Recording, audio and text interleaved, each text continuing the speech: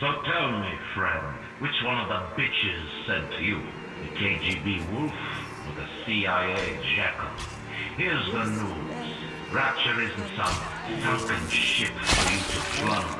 And Andrew Ryan isn't a giddy socialite who could be slapped around by government muscle.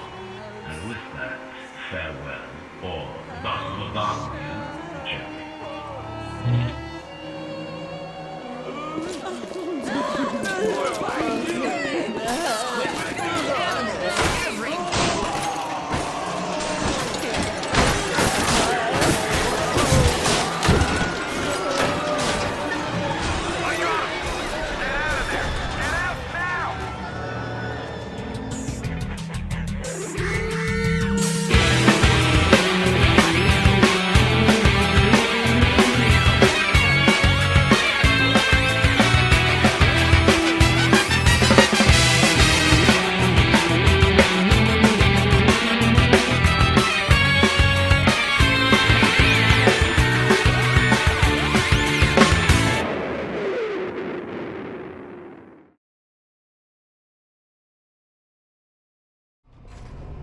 Ah yes, the wonderful city of Rapture.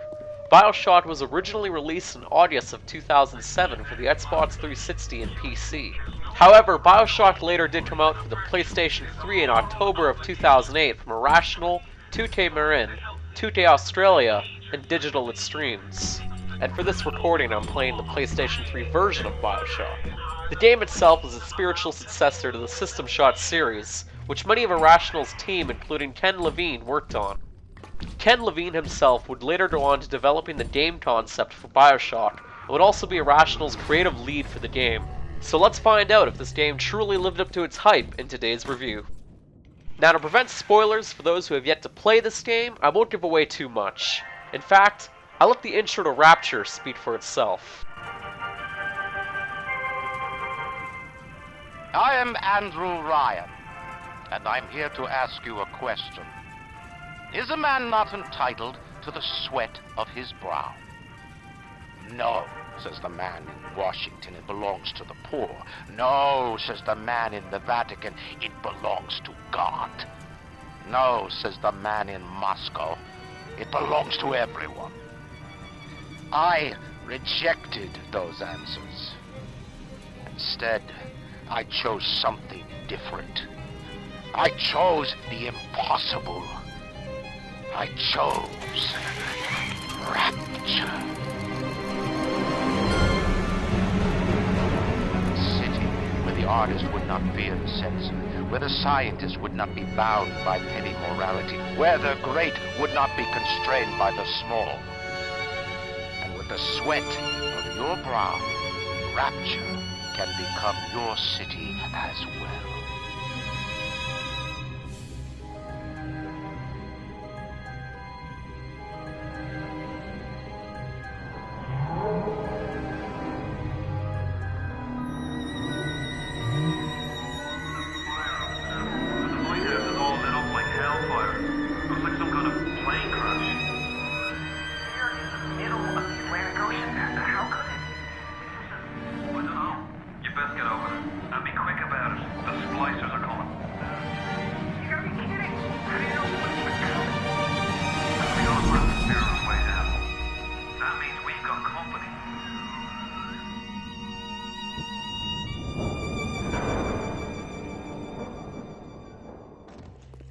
The game's story is told through first person and is the typical you don't know where you are and you must find your way out and escape.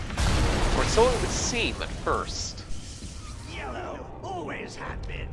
You'll be no better off with a metal daddy, little fish. See you floating right.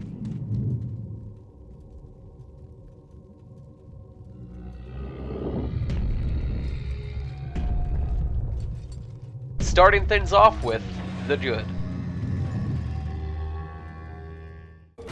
One of the great things about this game is in fact the story, but not only that, but the way it's told and presented. Most of the story is told over radio chatter and tapes that you can find and listen to throughout the environment. Today, was closed off to all but paying customers. The man hires me to build a forest at the bottom of the ocean and then turns a walk in the woods into a luxury. Ryan asked, should a farmer not be able to sell his food? Is a potter not entitled to a profit from his pots? I started to argue with the man, and then I remembered who signed my checks. The only thing worse than a hypocrite is an unemployed one.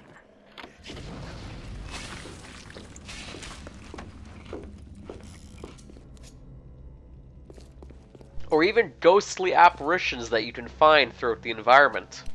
Instead of utilizing cutscenes for the most part to get its story across, it instead leaves that entirely to the first-person perspective and for you to experience it all yourself. The setting and story itself will immerse you deeply and get you hooked and not let go until you're exhausted by the end of it all. Hey Brenda, you care to tell me why you've had a hole in the wall the size of Plymouth Rock coming out of your crapper going on 3 weeks now? Nah, I ain't saying I'm Shakespeare. I'm trying to run a respectable theater. I got working folk coming in from Port Denton trying to catch up with the Virgin. And all I can think about is the stink coming out of your shitter. Get it fixed. Ryan's got locked up in Palo Square and I get But not only that, it has one of the best twists in storytelling I've experienced in a game. Once again, without giving anything away for those of you who have yet to play this game, I highly urge you or anyone who's played this to replay it after, just to see all the subtle hints and cues that would inevitably lead to the twist in this story. But probably the best thing about this game is the setting and the environment itself. Rapture itself is the star of the show in this game.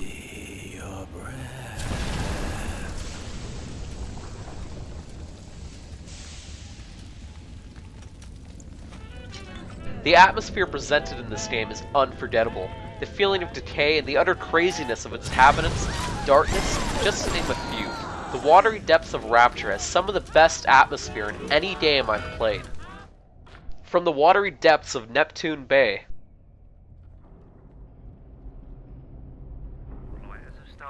to the underwater park of Arcadia, Ryan tells me it's a side effect of this plasmid business. One person's memories getting passed on to another through genetic signing. to the slums of Apollo Square,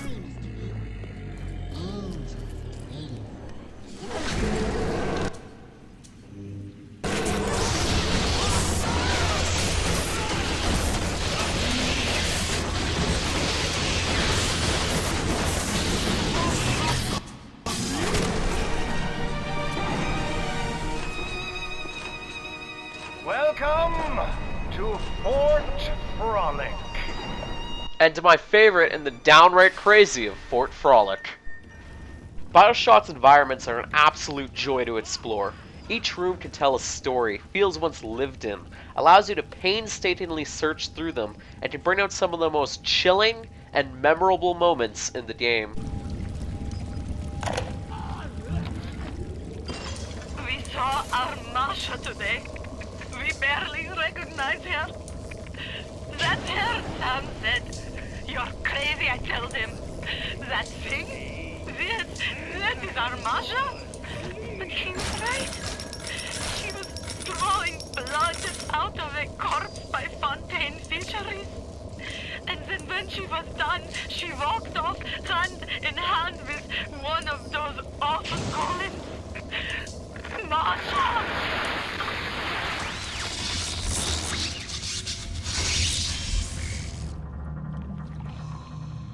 Is it someone new? But not only that, the sound design in this game is top-notch. From the eerie chatter of splicers to the perfectly done musical cues at certain moments in the game, the sound and sights in Bioshock are something that are truly unforgettable. Having a surround sound setup or a decent pair of headphones is highly recommended when you play this game.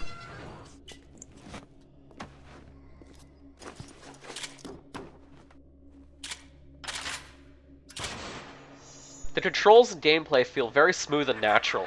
Even when I was playing with the PS3 controller, I never had any problems trying to aim at my enemies or navigate my way through the environment. Don't you disrespect me!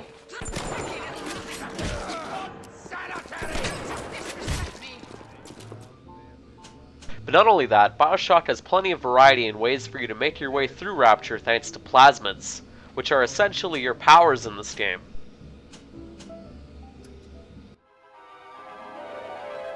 Throw objects at foes. You can even catch grenades and throw them back. Everything from electricity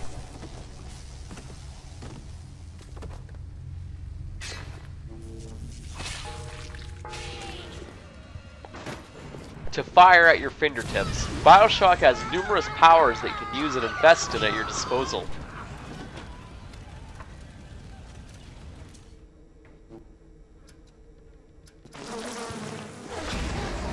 But on top of that, the more obvious, weapons. Bioshock has numerous weapons for you to find and use, from the simplistic wrench to my personal favorite, the crossbow. Neither of which are really guns, but, well, there you go. All of which can also be upgraded to become more powerful as you progress. Bioshock's weapons and powers are what make the gameplay so damn fun, and truly stand out from most first-person shooters. And as I was saying earlier, I highly recommend you replay this game after you've already and should have played it. The replayability is greatly enhanced thanks to the mix of powers that you can use and experiment with, but also because of its morality choices. Stay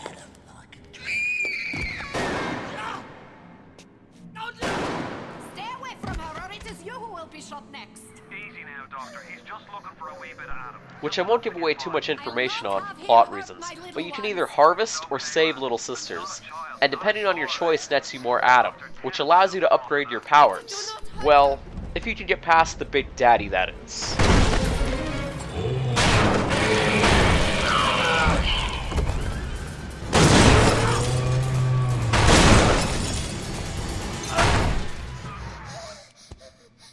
For this review I decided to play the good guy and save them, which nets you less Adam, but gives you the goody two-shoe morality ending. So you can be the hero and save these little girls, or become powerful and harvest them, but at what cost? Thank you. Probably the next best thing about this game is the length. A single playthrough can last you anywhere from 10 to 12 hours, or even more depending on how you play it. As well as the replayability of the game, not too many FPS games can boast about their length like Bioshock can. You'll have plenty of fun and time in Rapture, rest assured, but even an amazing game like this isn't perfect and has the bad. Let me tell you this, I wouldn't bet on you.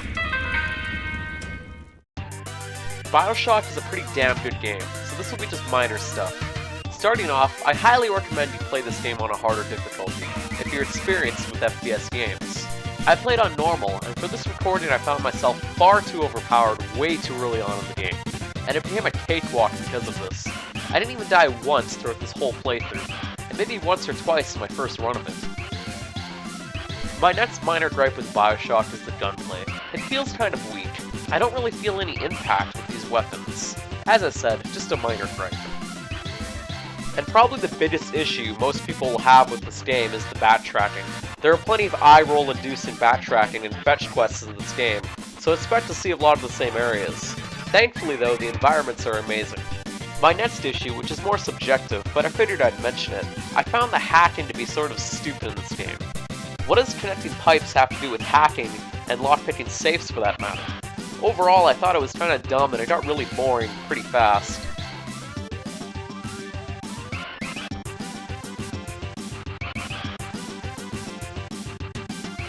And some more minor issues I found include the odd bug or two,